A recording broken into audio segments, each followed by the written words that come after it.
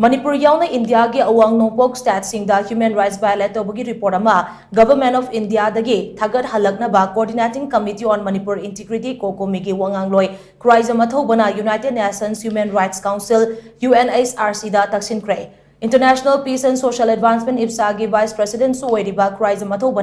UNHRC gi yangkai manga suba session gi discussion agenda item number 3 da mahaki oiba warol piraduna promotion and protection of all human rights, civil, political, economic, social and cultural human rights haiba hiramda wangangki UNHRC gi yangkai manga suba session asi haukiba February 16 tagi lagliba April manga fauba chathagadabani session aduda Khuraijam Athouba hai mifam asida saru yabasi handaki asina ani subani India amasung Myanmar anigi ngamkhaida leiriba Manipur na thengnariba khudongchadaba sing asina maram oiraga chauna akaiba oirei hiram asigi matangda apunba mityang ama changbagi achauba tangai fadaba lei logi wangmada cross border drug trading amasung terrorist ki thawong kya chatharakpana yellow furu kayada achauba singna bama oiraglai masina maram oiraga miyoibagi hak chauna khonggoinare mapandagi kanglon kaina changsilaktuna lamdamasida akiba phangna mayai kaba jinja kya pushilakpa amasung paktaknana popi tharakpana achauba singna bama oiraglai maram aduna hauji thokliba irang asi loishinnaba